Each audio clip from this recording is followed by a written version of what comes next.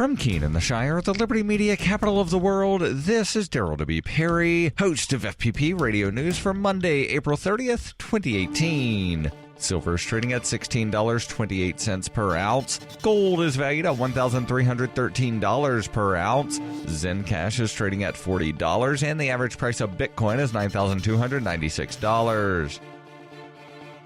Antiwar.com reports during Friday's summit, North Korean leader Kim Jong-un told South Korea's President Moon Jae-in that he is willing to totally abandon nuclear weapons in return for an end to the Korean War and a promise from the United States not to invade. North Korean officials have long said that their nuclear program was only necessary to deter a U.S. attack. Getting a formal pledge from the U.S. not to invade would achieve that goal, assuming it's a credible promise. North Korea appears to believe that they can get such a promise. New Secretary of State Mike Pompeo appeared optimistic as well. In comments on ABC's This Week, Pompeo said he believes there is a real opportunity for a denuclearization deal with North Korea. He added that conditions are right for such a deal. National Security Advisor John Bolton was less hopeful, saying that the U.S. must hold out for concrete evidence of denuclearization. Bolton had long supported attacking North Korea and has never favored diplomacy to achieve U.S. policy goals. Regardless of what cabinet members think, President Trump is the one that's going to be driving U.S. involvement in the peace process. Trump has been very clear in his support for a diplomatic process and the upcoming summit with Kim. Trump has defended the lead up to the summit in the face of growing media hostility towards diplomacy with North Korea. He has also rejected criticism that he's giving away too much, noting he hasn't actually given North Korea anything yet, and does not intend to without North Korea scrapping its nuclear arsenal. Denuclearization for peace, after all, is exactly the grand bargain that the U.S. had sought with North Korea. The South Korean government has gone to great lengths to lay the groundwork for such a deal and very much wants a deal ending the Korean War. U.S. officials have expressed support for a peace deal, but have emphasized denuclearization as their top priority. Such a deal would have been unthinkable just a few years ago. After growing diplomatic progress, huge deals not only seem possible, but very practical. Everyone is unusually willing to make a deal, and summits are lining up at just the right time to make big things happen.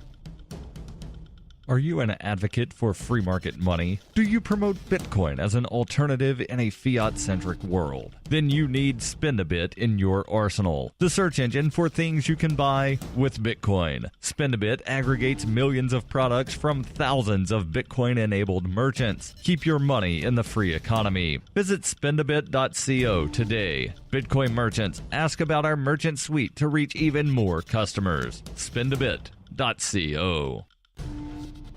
UPI reports Sprint and T-Mobile, two of the top 4 wireless phone carriers in the United States, announced on Sunday they have agreed to an all-stock merger that values the new provider at $146 billion. Deutsche Telekom AG, the German-based company that controls T-Mobile, and SoftBank Group Corp, the Tokyo-headquartered majority owner of Sprint, agreed to combine forces, according to a press release. T-Mobile paid $26.5 billion in stock for Sprint, with the total value including debt. The U.S. company will be called T-Mobile. It will be headquartered in Bellevue, Washington, which is where T-Mobile is based, with a second headquarter at Sprint's office in Overland Park, Kansas. John Legere, current president and CEO of T-Mobile, will serve as the new CEO, and Mike Sievert, current chief operating officer for T-Mobile, will be the president and chief operating officer of the combined company. Current Sprint CEO Marcelo Clare will serve on the board of the new company. For over 40 years, Roberts & Roberts Brokerage has been a trusted source for buying and selling precious metals. Gold, silver, platinum, and palladium. They don't feed the banks. They're Bitcoin preferred and have removed the minimum purchase amount for all orders paid in the digital currency. Call Roberts & Roberts Brokerage today for knowledgeable advice on buying and selling precious metals and a forward-thinking approach to new technologies. 800-874-9760 or visit online at rrbi.co.